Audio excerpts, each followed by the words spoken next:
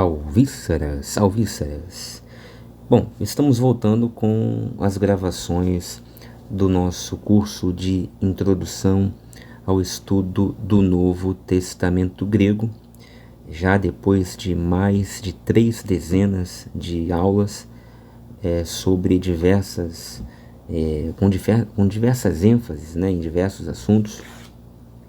Vimos, só para recapitular, vimos inicialmente a história do povo grego, como se formou, aspectos culturais relevantes, mitologia, literatura, filosofia, tudo isso no início do curso. Depois nós vimos noções de crítica textual, voltaremos a isso mais à frente. É sempre bom revisitar, esse tipo de coisa, porque no nosso ofício de crítico textual nós precisamos sempre relembrar essas regras, essas lições básicas de crítica textual, para a gente não correr o risco de começar a fazer crítica textual de forma muito amadora, no pior sentido da palavra, do adjetivo amadora, claro.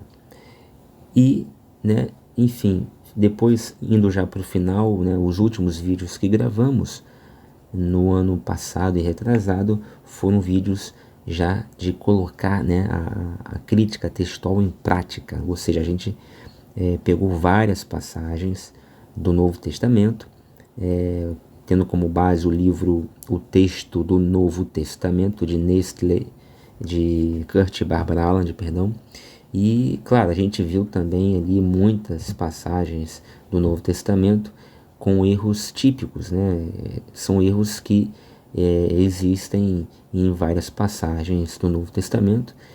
Cada erro tem um tipo, uma tipologia diferente do outro, uma motivação, uma característica diferente do outro.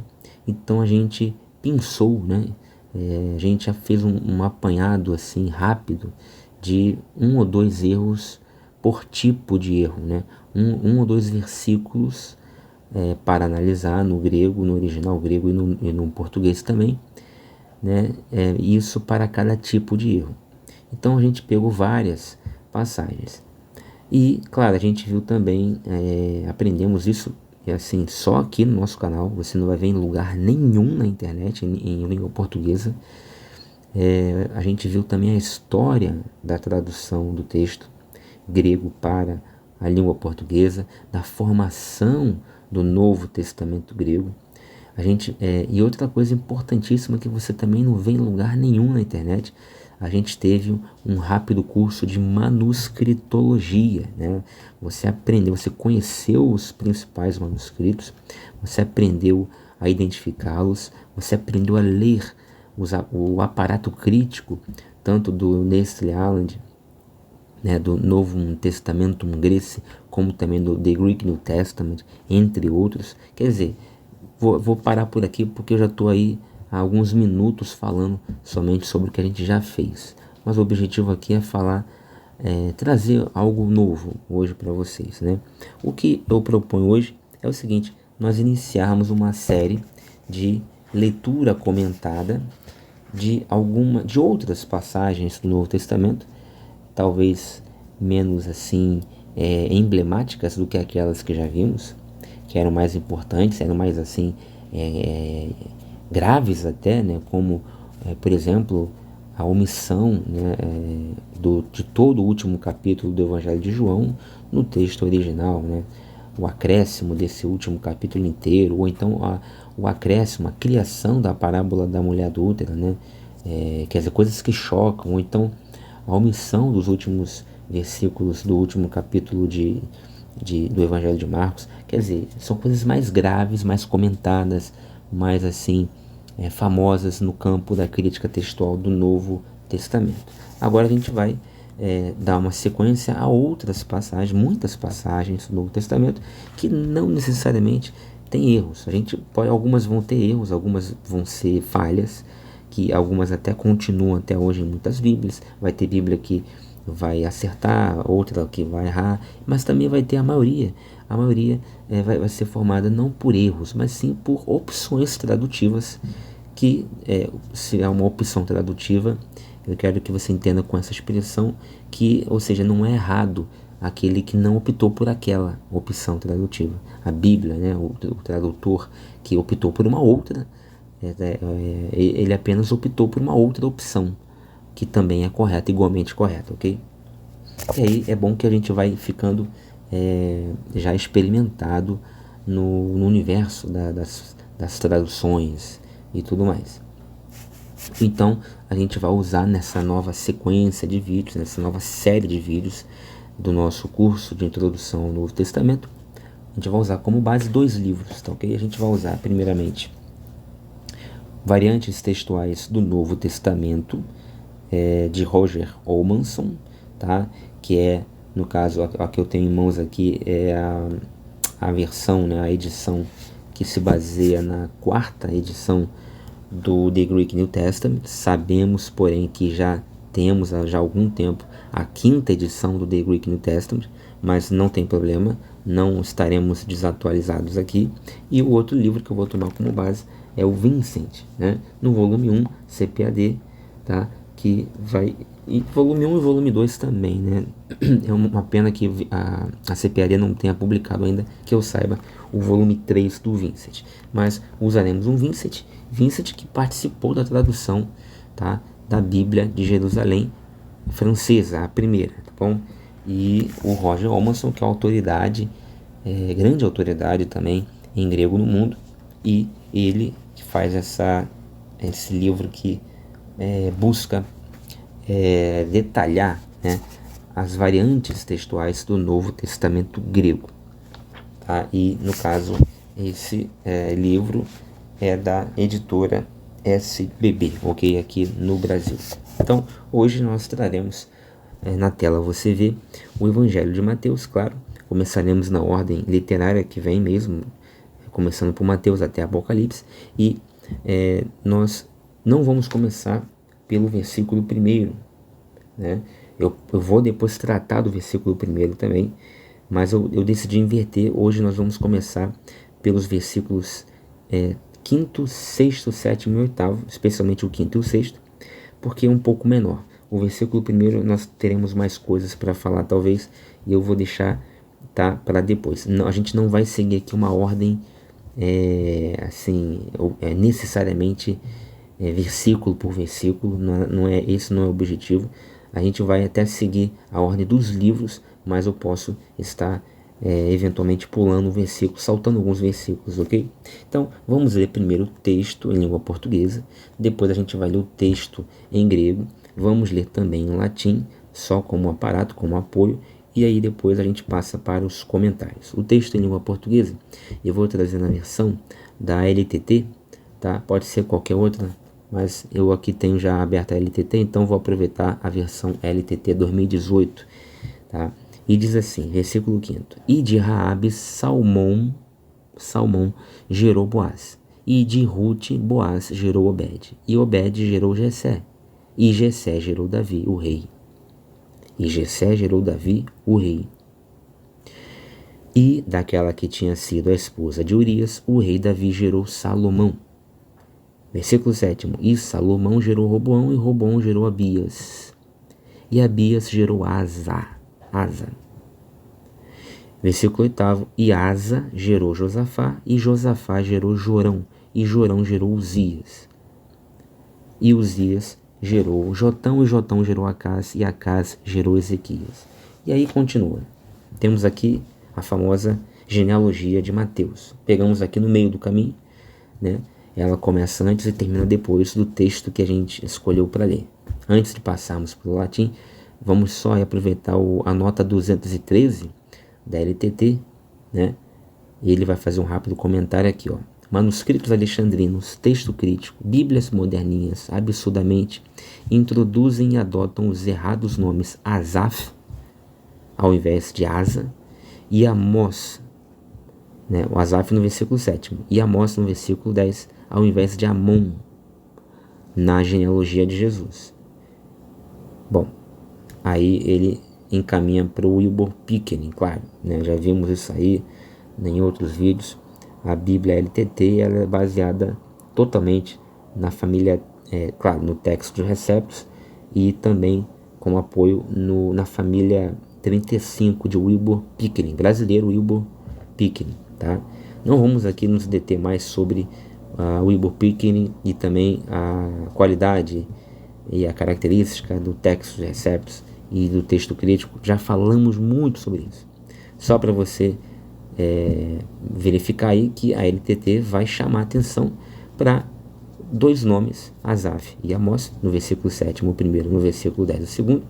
E quando você vai lá no texto, Asaf e Amós, você não encontra Asaf e Amós, você encontra Asa, né? Asa, olha lá, versículo 7, e Abias gerou Asa. E você encontra no versículo 10, que a gente não leu, e Ezequias gerou Manassés, e Manassés gerou Amon. Você não lê Amós, você lê Amon. E eu digo isso porque haverá Bíblias que trarão Asaf e Amós, tá? Eu não vou aqui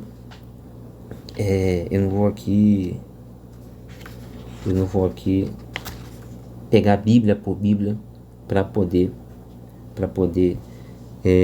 mostrar para vocês, abrindo uma por uma, para ver qual que é. O objetivo não é isso, é dizer qual que traz Amós, qual que não traz. A gente pode eventualmente até trazer aqui algumas Bíblias e fazer alguns comentários, mas o objetivo é dar a variante textual e fazer uma explanação crítica sobre essa variante, o grau de assertividade, de originalidade dessa variante, e tecer alguns comentários. Apesar de que a gente vai também trazer aqui o próprio comentário de Roger Olmsson vai trazer algumas versões que trazem ou que não trazem só aquela variante, né? Mas a gente sabe que há muitas outras Bíblias que o Roger Olmsson não cita, não vai citar, e a gente pode também acrescentar complementando o que ele disser. Muito bem.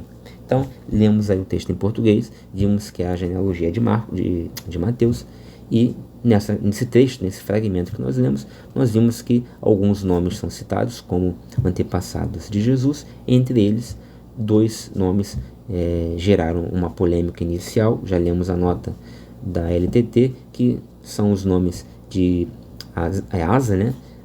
Do rei Asa, e de Amon, né? E a nota da LTT vai dizer que algumas traduções mais voltadas para o texto crítico vão trazer, em vez de Asa, Asaf, e em vez de Amon, Amós. Muito bem. Temos um problema ou não temos um problema? Já já a gente vai conferir, tá? No texto de Roger Olmsson, uma explicação do porquê tem Bíblia que traz Asa, tem Bíblia que traz Asaf, tem Bíblia que traz Amon, tem Bíblia que traz Amós. Vamos ver se isso realmente é importante, se isso vai demonstrar, vai nos evidenciar algum erro grave, ou é só perfumaria, como a gente diz, né? É só uma escolha, uma opção tradutiva, sem nenhum grande efeito, sem nenhum problema para nós que somos leitores e queremos ler aquilo que realmente o autor quis escrever, que é no final de contas é o que importa para a gente gente saber se estamos lendo algo que realmente foi escrito pelo autor, ou se estamos lendo algo que foi traduzido errado, ou que foi acrescentado de maneira ignorante, despercebida, né? Negligente, ou até com má intenção. Muito bem, então vamos agora ler a mesma passagem, só que vamos ler primeiro em latim. Salmon autem genuit Boaz de Raab.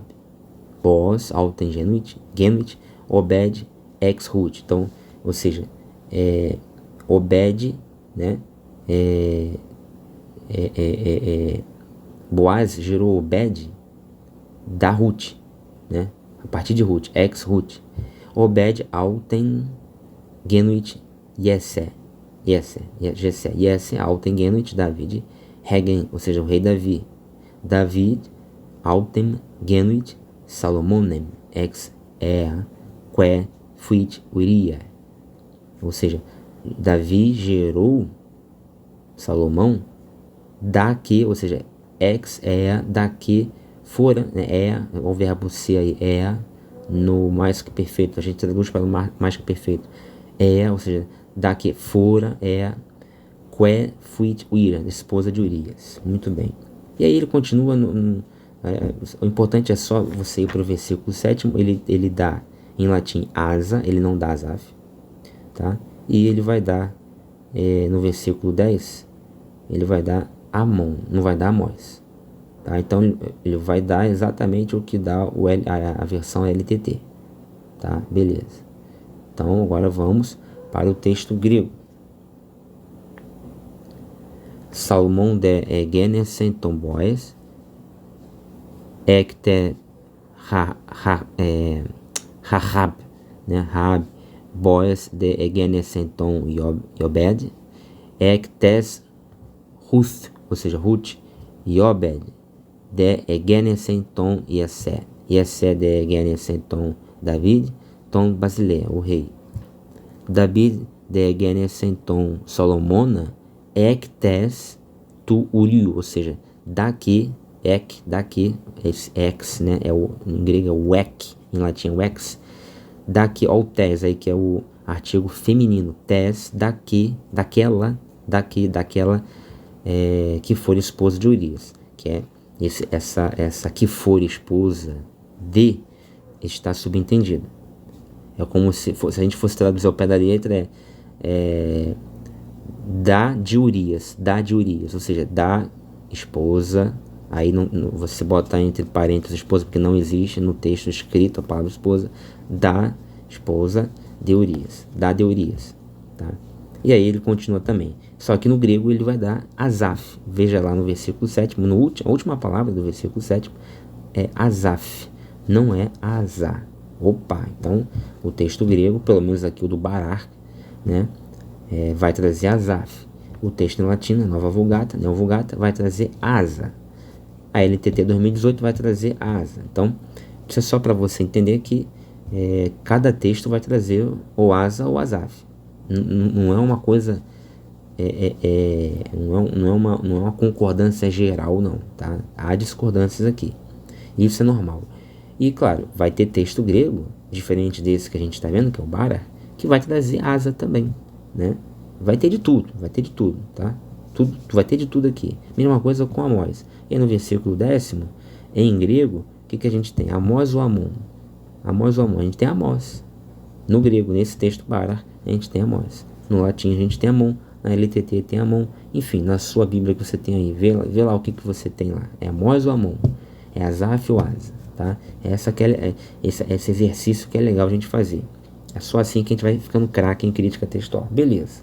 Então a gente já viu o texto. Vamos ao comentário de Champlin, que é um contexto mais teológico, e depois a gente parte para... eu também gosto de adotar o Champlin, tá? Eu não disse antes, mas eu sempre vou... de vez em quando eu vou, ou quase sempre eu vou trazer o comentário do Champlin também, tá? Que é bom que ele dá uma clareada, ele dá uma contextualizada, pra gente também não perder de vista a teologia da coisa, tá bom? Beleza, o Champlin ele vai dizer o seguinte: o fato mais notável desse trecho é que contém os nomes de 4 mulheres, o que não era comum nas genealogias dos judeus. Dessas, 3 eram pecadoras e a outra era estrangeira em Israel. Então, é só um texto de genealogia e todo mundo passa batido por esse texto. As pessoas não dão importância. É importantíssimo esse texto da genealogia. E para o judeu que escreveu esse texto originalmente, certamente era importantíssimo. Você tem 4 nomes de 4 mulheres numa genealogia, já é uma coisa dificílima de acontecer. Já era um feito. E dessas 4 mulheres, 3 eram pecadoras, o que é ainda mais incrível é o nome delas ser mencionado, e a 4ª era estrangeira, que não necessariamente é sinônimo de pecador, mas é tratado quase como um pecador, porque o judeu era muito xenófobo, todo mundo sabe disso, está na Bíblia isso, né? E, no entanto, lá estão esses nomes. Aí ele continua: Pérez e Zerá eram gêmeos, filhos sabe de quem? De Tamar, por Judá seu sogro. Olha que coisa, Pérez e Zerá são mencionados ali nessa passagem que lemos. E eles são os filhos daquela que se prostituiu, a Tamar se prostituiu, começou a trabalhar, entre aspas, como prostituta, e isso já seria um escândalo, isso já é um escândalo, e ela teve um caso, vamos chamar assim de caso, né? Relações sexuais, enquanto prostituta do templo. E ainda tem isso, não era uma prostituta da esquina, né?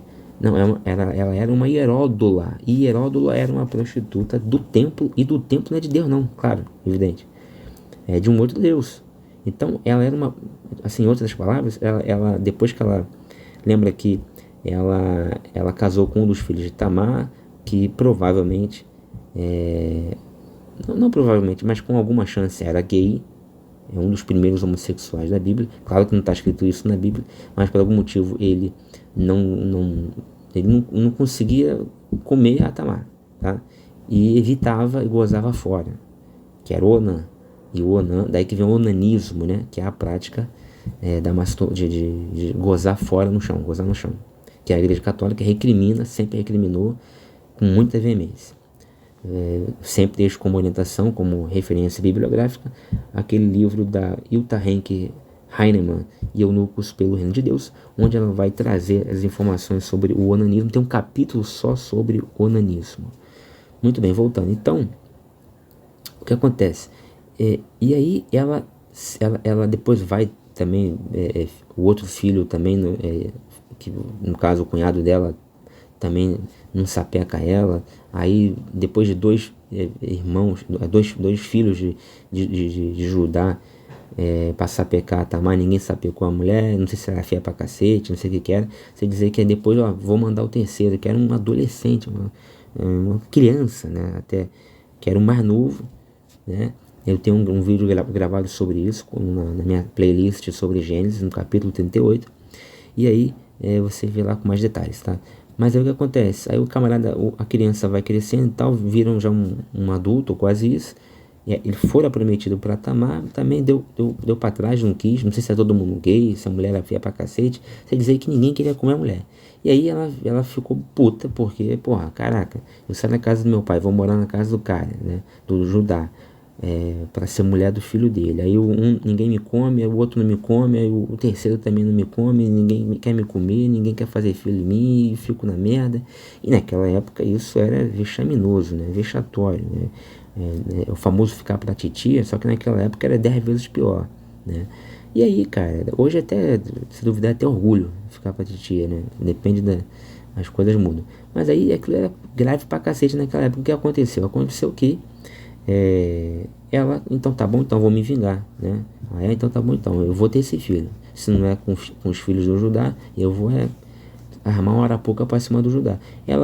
Aí foi quando ela foi se tornar uma hieródola, uma prostituta, pecado 1, de um templo ímpio, pecado 2, dois pecados num só, tá? Graves, gravíssimos. E isso era tão grave que ela fora ameaçada por Judá de morte, apedrejamento. Quando de repente aí ele viu, ela se revelou a identidade dela, né, aliás, revelou que estava grávida dele, e aí ele deu para trás malandramente, né, filha da putamente, como ele costumava agir, o Judá. Ele pegou e falou, porra, então tá bom. Então faz o seguinte, deixa pra lá, finge que ninguém viu, não vai apedrejar ninguém. Ela carrega no bucho meu filho e tal. E aí mudou rapidamente de ideia, mas a mulher ia morrer. Só não morreu porque ela foi esperta e guardou lá alguns utensílios dele, né? Pra depois fazer a prova de que, ó, tá vendo só? Eu tô com isso aqui na mão porque eu estive com ele, senão eu não estaria com isso aqui na mão. E enfim, você vai lá ver na minha playlist sobre Gênesis, capítulo 38, você vai ver os detalhes. Mas aí beleza. Mas por que eu tô citando isso? Por que o Champlin tá citando isso aqui? Porque essa mulher que passou a ser anátema, porque ela foi prostituta, e foi prostituta de um templo pagão, ou seja, uma sacerdotisa, e já antes disso já era anátema, já estava sendo tratada com desdém, porque ela já tinha ficado pra titia, ninguém queria comer, tinha alguma coisa muito errada ali, e ninguém não engravidava, e isso era muito grave para a moral de uma mulher, pro brilho de uma mulher naquela época.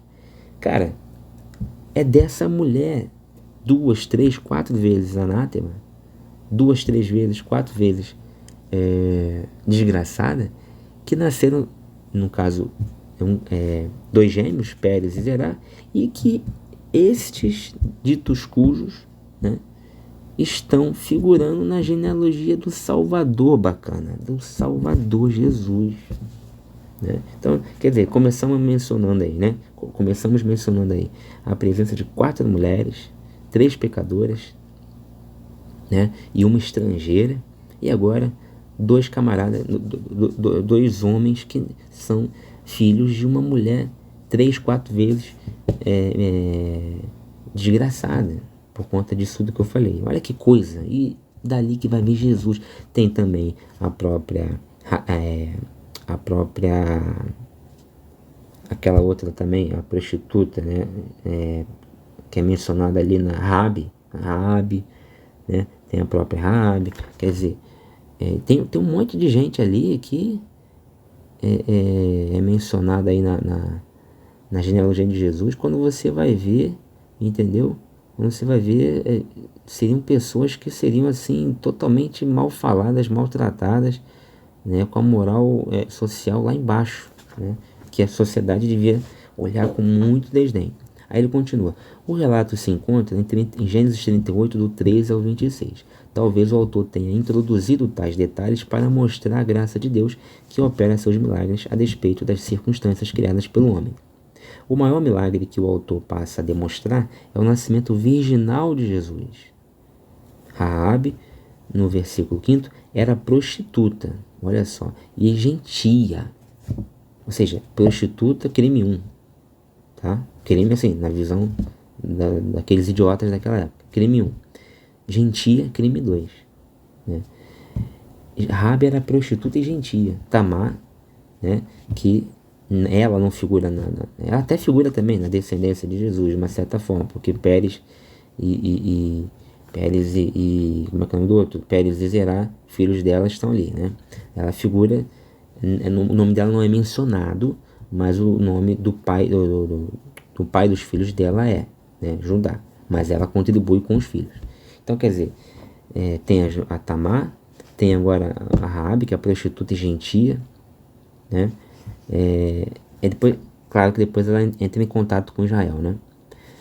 Então é apresentada na lista como tetravô de Davi, a Raabe, né? Tetravó de Davi, mas na verdade 3 séculos se passaram entre eles, entre Raabe e Davi. Então é claro que muito mais gente estava no meio do caminho ali, entre Raabe e Davi, tem mais gente no meio do caminho que não foi colocada ali, talvez por menor expressão, né? E assim sabemos que houve muitas pessoas intermediárias entre eles que não foram mencionadas. Sabemos que era necessária a menção dessa mulher.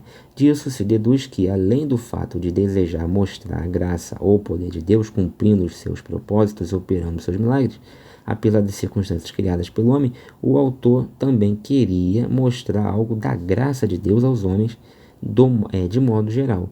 Por quê? Porque Deus é um Deus de graça que faz questão de colocar na árvore genealógica do Salvador prostituta, pobre, gente inescrupulosa, ou seja, gente de carne e osso como eu e você, que erra, entendeu? Que faz todo tipo de coisa errada e que não necessariamente recebem aplausos da sociedade. Ou seja, aquilo que a sociedade aplaude não necessariamente é o que Deus aplaude também, né? Provavelmente o autor apresenta essa graça na genealogia como pequena amostra da graça que achamos na história da vida de Jesus. Graça na genealogia, graça na vida de Jesus, graça que Deus tem outorgado aos homens. Ruth, no versículo 5º, era estrangeira também. Jesus trouxe graça para os gentios. De uma certa maneira, essa é a mensagem. Quando eu mantenho uma Ruth, uma estrangeira, na genealogia de Jesus, eu estou dizendo, olha, ele veio para vocês, estrangeiros, gentios. Quando eu mantenho uma prostituta na genealogia de Jesus, eu estou dizendo, olha, ele veio para vocês. Ele tomou a igreja como noiva, né? E esta, em sua maioria, se compõe de gentios. Eu, por exemplo, sou gentio, né? Não é impossível que os versículos 11 e 12 do 4º capítulo constituam uma profecia sobre o Messias, isto é, o fato de Ruth ter sido engrandecida como foi Raquel. Também encontramos ali uma referência favorável à casa de Pérez, e é possível que o autor tenha incluído essas mulheres na genealogia devido a essa referência. Então pode ser que Pérez, né, Raquel, né, tenham sido acrescentadas na genealogia por conta dessas referências que nós vemos ali nos versículos 11 e 12, né? A gente não tem como afirmar. Ruth, capítulo 4, versículos 18 ao 22, apresenta a matéria que talvez tenha sido a fonte da parte da genealogia que achamos em Mateus, porque ele tem alguma genealogia ali em Ruth 4, 18 ao 22, que parece muito igual, né? Muito parecido mesmo com o texto, um fragmento dessa genealogia que encontramos aqui em Mateus. Pode ser que a outra parte da genealogia que encontramos aqui em Mateus tenha usado como fonte outra passagem da Escritura, só que posterior, de 1 Crônicas, capítulo 2, versículo 5 ao 15. Né? Também tem lá uma genealogia que se assemelha a essa aqui de Mateus. Pode ser que o autor tenha montado ali um X-tudo, pega uma parte da genealogia de Ruth, aí ele abre o rolo de Crônicas, pegou outra e assim vai. O autor também teve acesso a fontes que não existem no Velho Testamento, porque somente aqui ficamos sabendo que Raabe foi mãe de Boaz. Não é dito expressamente que Raabe era mãe de Boaz em Ruth, que seria o livro que conta a história deles, que seria o livro natural para se contar que ela era mãe de Boaz. Mas, surpreendentemente, é dito aqui, somente aqui em Mateus. A identificação de Raabe com a personagem do Velho Testamento é bastante certa, considerando-se duas coisas. Primeiro, o artigo acompanha o nome, ou seja, Raabe. Vem escrito Raabe em grego. E uma das principais funções do artigo, no grego, é fazer a identificação, né? Senão, essa mulher seria qualquer Raabe, aí não teria o artigo definido. O artigo definido define. Então, óbvio, né?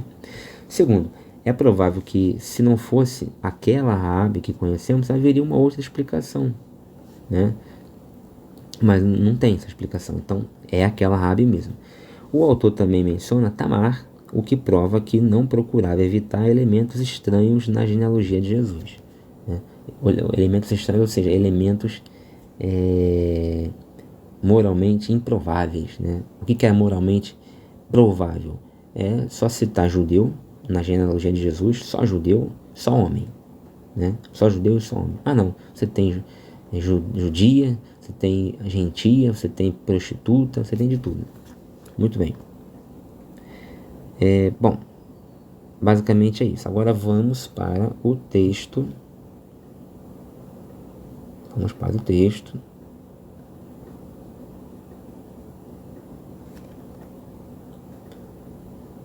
Vamos para o texto do Vincent. Tá? Vamos pegar aqui o versículo 6 desse capítulo 1 de Mateus. Ele diz assim: a expressão o rei Davi é que ele vai comentar. Tom David, Tom Basilia, o Davi, o rei. Então perceba de cara, você fez grego comigo, você já sabe o artigo Tom, artigo definido, né? Artigo definido. E você tem ele expresso, escrito duas vezes. Tom Davi, Tom Basilia. O que significa isso? Significa, traduzindo, o Davi, o rei. Mas por que eu tenho dois artigos definidos? Eu sei que eu poderia escrever em grego Tom Davi Basilia, só. Por que eu coloco duas vezes o tom? É justamente esse o mistério, né? E aí o Vincent vai explicar. Os dois vocábulos são assim enfatizados com esses dois artigos, o Davi e o rei. Por quê? Aí ele vai propor uma resposta plausível. O Davi de quem Cristo, né, se ele era o Messias, devia descender. Então, o Messias precisava vir de Davi. Então, no texto eu coloco o artigo definido antes de Davi para dar uma ênfase. O Davi, aquele. o rei com quem a genealogia do Messias alcançou a dignidade real. Eu precisava também enfatizar que esse Messias, ele era o rei. Então, eu coloco também mais um artigo definido, tom, antes de basilia. Pronto, essa é a proposta. Nesta genealogia, onde as gerações são simetricamente divididas em 3 grupos de 14, o evangelista parece conectar o último nome de cada grupo com uma época crítica da história de Israel. O primeiro indo da origem da raça até o início da monarquia. Ou seja, Davi, o rei. Termina com Davi. Aí o segundo grupo de 14 antepassados simbólicos, né? O segundo, do início da monarquia até o cativeiro babilônico. E o terceiro e último do cativeiro até a vinda de Cristo. Mas não é de Cristo, é de o Cristo. Tom Christos, né? Se eu não me engano. É assim que está no texto lá. Depois eu tenho que ver. O mesmo uso enfático ou demonstrativo do artigo ocorre com o nome de José no versículo 16, marcando a sua relação peculiar com Jesus como o marido de Maria. O José, ou marido de Maria, é assim que está em grego. Então veja, ele diz assim, o mesmo uso enfático ou demonstrativo.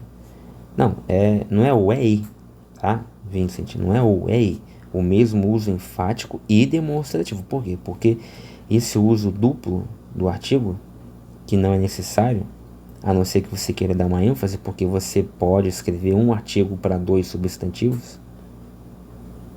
Você pode escrever Tom, Davi, Basilia, mas você também pode escrever, se quiser dar ênfase aos 2 termos, Davi e Basilia, você pode escrever Tom, Davi, Tom, de novo, Basilia. Mesma coisa, portanto, por isso que eu falo que é enfático e demonstrativo, não é ou. Mesma coisa é quando ele vai falar de José, ele cita o José, Tom, não sei se é Tom, acho que é Rô, se não me engano, agora tem que voltar no texto grego. Ele vai citar o José, o marido de Maria. E aí é aquela coisa meio misteriosa, né? Será que foi acrescentado esse artigo aqui?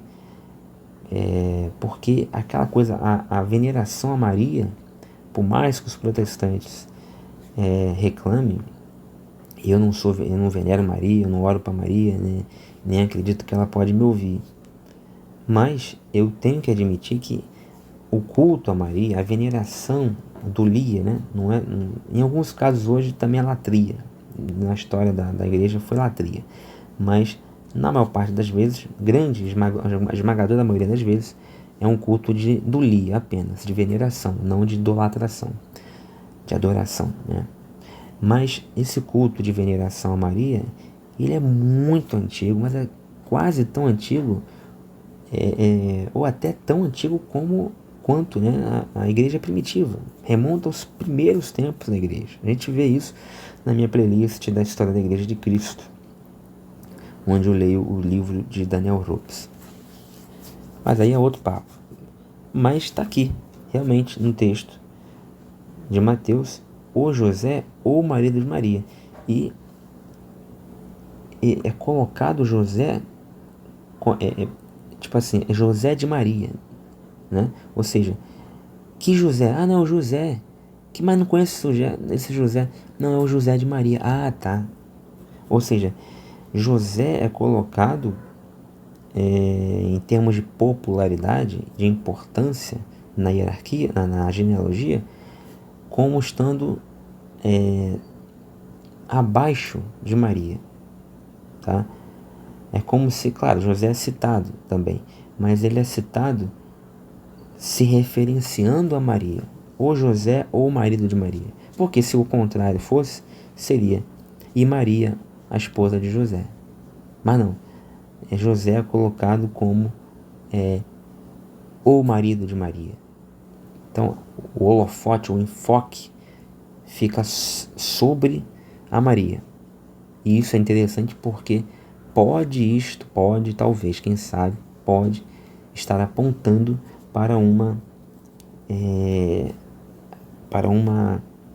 para uma deferência mais especial que o próprio autor do texto já denotava para com Maria, no primeiro século, portanto. Estou falando do autor mesmo, original.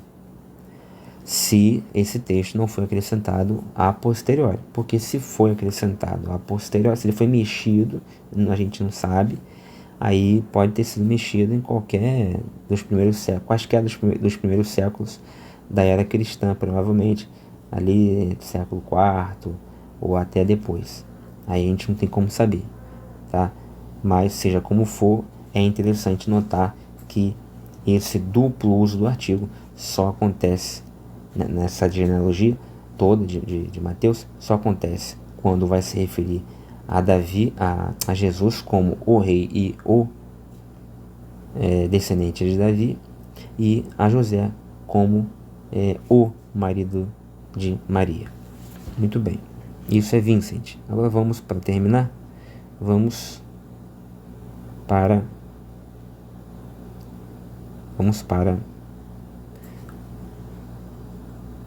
Roger Olmanson, tá? E aí vamos para o versículo 7º, versículo 8º, onde ele vai abordar o nome, já falamos sobre isso, Asaf, né? Asaf em grego. Os nomes que aparecem na genealogia do versículo 6º, parte B, até o versículo 11, são tirados de 1 Crônicas 3, versículo 5º, versículo 10 até o 17. Vimos no comentário de Champlin que também esses versículos podem ser tirados de outras passagens, tá? Como, na verdade, de mais uma outra passagem, como o 4º capítulo de Ruth, já vimos isso. Então, o Champlin, ele é mais completo aqui, dá informação mais completa. Mas muito bem. Segundo 1 Crônicas, capítulo 3º, versículo 10, e também Reis, 1 de Reis, capítulo 15, do versículo 9 ao 24, o nome do rei não era Asaf, era Asa. E ninguém duvida de que a genealogia de Jesus está falando desse cara, do Asa. No entanto, está claro que a forma mais antiga de texto preservada nos manuscritos do Novo Testamento é Asaf, não Asa. Tá assim lá, por exemplo, na versão francesa. Esse FC aí, ele significa tradução francesa na linguagem de hoje. É a sigla. Tá? E nos textos mais antigos, nos manuscritos mais antigos, não vem Asa, não, vem Asaf. Isto porque manuscritos de diferentes famílias e tipos de texto têm o mesmo texto, a saber, Asaf. Então você tem diferentes famílias textuais, diferentes tipos de texto antigos, trazendo Asaf. Além da evidência dos manuscritos, há que considerar o seguinte: é bastante provável que os copistas se deram conta de que Asaf era o nome de um salmista. Você confere isso, por exemplo, no Salmo 50, do Salmo 73 também até o 83, foram salmos de Asaf, levando-os a alterar o nome para Asa, rei de Judá. Por quê? Para que eles, talvez eles tivessem receio de o leitor confundir, né, o Asaf rei com o Asaf salmista e achar que o que estava ali na genealogia de Jesus era o Asaf salmista, que, claro, menor importância tem, né? O rei é um nome mais importante, a realeza, aquela coisa toda. E, claro, manuscritos mais recentes, bem como textos receptos, tem Asa no lugar de Asaf.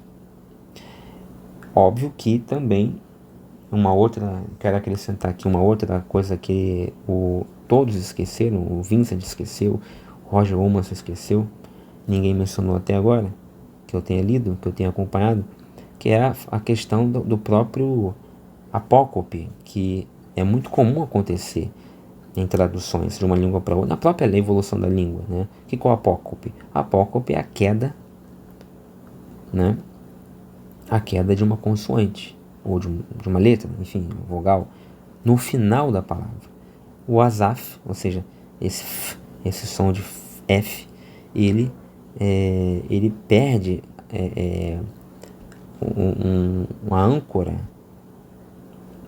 fonêmica, fonológica, e cai, né? Por ele não estar ancorado numa outra vogal que venha depois dele, ele perde e cai. Tanto é que na hora de traduzir em língua portuguesa e em outras línguas também, mas especialmente em língua portuguesa, você traduz por Asaf ou Asa, e não por Asaf com F mudo. Dificilmente você vai ver Asaf com F mudo em alguma Bíblia em língua portuguesa.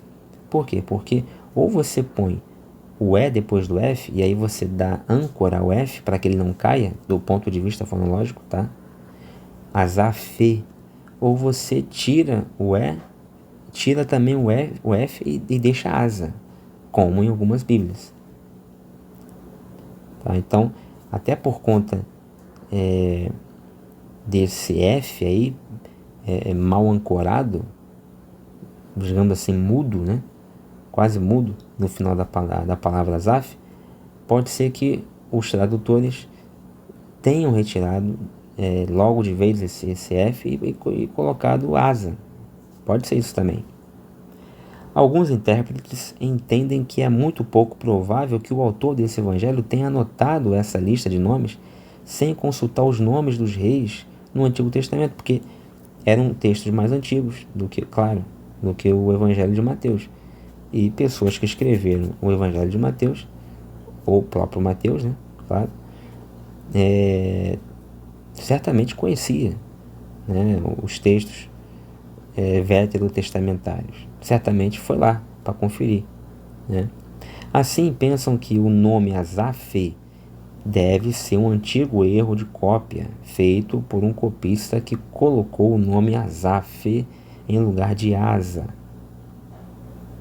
Mas é possível que o escritor do Evangelho tenha usado uma lista genealógica na qual já constava esse erro de escrita. Em traduções modernas, o nome Asa aparece na Revision Standard Version, RSV, na Revised English Bible, na Nova Versão Internacional, na Nova Bíblia de Jerusalém, na Tradução Ecumênica da Bíblia, na Almeida Revista Corrigida, na Almeida Revista e Atualizada, na edição da CNBB, na Nova Tradução na Linguagem de Hoje. Esse BN aí parece Bíblia de Navarra, né? Mas aqui no Roger Omerson coloca como a Bíblia Nova, né? Que é a tradução em português corrente. E esse segue aí é de Segon, tradução em francês, tá? A Nova Tradução na Linguagem de Hoje optou pelo nome Asa, porque segue o princípio de consistência entre o Antigo e o Novo Testamento, quando se faz referência à mesma pessoa. E como lá no Antigo Testamento está Asa, então ela manteve Asa. Foi o princípio que a NTLH adotou. Tradutores que seguem esse mesmo princípio colocarão no texto da língua receptora o nome de Asa, mesmo que aceitem como original o texto que traz o nome Asaf. Aí é uma opção, como eu falei, não está errado, é a opção tradutiva. Aí ele continua assim, para a gente terminar, tá? Ele continua assim, sobre o nome de Amós, e a gente vai terminar o vídeo aqui. Lá no versículo 10, você lembra que a gente viu no versículo 10 o nome de Amós? Vamos botar no versículo 10 aqui.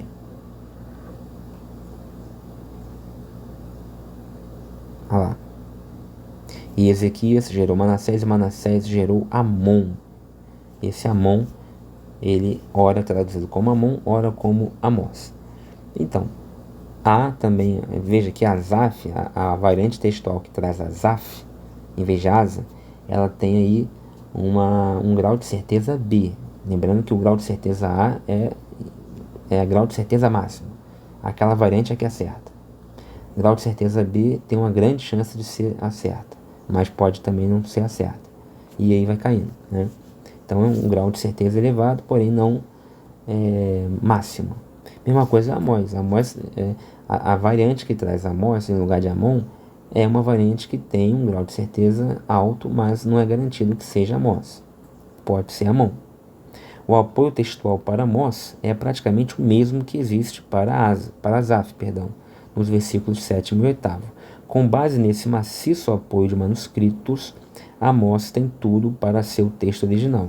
Então, Amós e Asaf é que devem ser o texto, a forma correta, né?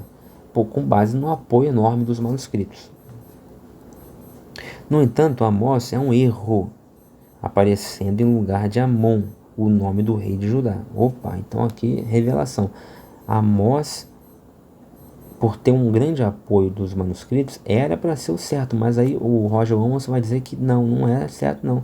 Mesmo com um grande apoio documental, Amós é um erro, o certo é Amon. Ele vai dizer que em 1 Crônicas, capítulo 3, versículo 14, a maioria dos manuscritos gregos traz o nome correto, Amon, com N, né, N no final, ou Amon, com 2 mis. O primeiro é com um mi e o segundo com 2 mis. Embora Amós apareça em alguns poucos manuscritos. Então, ele vai dizer que em 1 Crônicas, capítulo 3, versículo 14, não está Amós não, está Amon. No relato sobre o rei Amon, em 2 Reis 21, 18 ao 19, 23 a 25, e em 2 Crônicas, capítulo 33, do verso 20 ao verso 25, vários manuscritos gregos têm a forma incorreta, Amós. Assim, embora o texto hebraico massorético tenha sempre o nome Amon nos manuscritos da Septuaginta, existe uma alternância entre os nomes Amon e Amós. Então você tem a Septuaginta trazendo ora Amon, ora Amós. E no texto massorético sempre Amon. Então há uma prevalência do Amon aí. Segundo Davis e Ellison, A Critical and Exegetical Commentary on the Gospel According to St. Matthew, volume 1, página 177, o nome Amós pode representar uma corrupção textual presente na fonte usada por Mateus ou na tradição textual posterior a Mateus. Ou talvez Mateus simplesmente cometeu um erro, o próprio Mateus. E aí você não pode acreditar, aliás, você não pode ser daquele partido que acredita que não há erros, né, na Bíblia, muito menos que os hagiógrafos cometeram erros, né? Neste caso, poderia ser algo intencional, uma modificação que tem por objetivo inserir um elemento profético, da mesma forma como a alteração de Asa para Asaf poderia dar a entender um interesse na esperança do salmista. Aí ninguém sabe, né? Algumas traduções modernas têm Amós, como a Revised Standard Version, essa NRSV, né, que é a New Revised Standard Version, essa NAB aí, que é a NAB. A NAB é a New American Bible, né? Então elas trazem Amós. Amon, quem vai trazer Amon? Essa Revised English Bible, a Nova Versão Internacional, Nova Bíblia de Jerusalém, Tradução Ecumênica da Bíblia, essa edição francesa, né, as duas. Aliás, essa francesa na linguagem corrente, né? E a segunda também, a Almeida Revista e Corrigida, Revista e Atualizada, CNBB, NTLH e a Bíblia na linguagem corrente, Bíblia em português e outras. De novo, a Nova Tradução da Linguagem de hoje optou pelo nome Amon porque segue o princípio de consistência entre o Antigo e o Novo Testamento, mesmo princípio seguido para Asaf. Ok? Então, mais de uma hora aí, já temos cerca de uma hora de vídeo. Por hoje é só, chega. Já vimos aí algo bastante profundo e interessante sobre os versículos 5, 6, 7, 8 e alguns outros do Evangelho de Mateus. Voltando aí com a nossa série de vídeos sobre crítica textual e introdução ao Novo Testamento grego. Eu espero que tenham gostado. Até o próximo vídeo, se Deus quiser.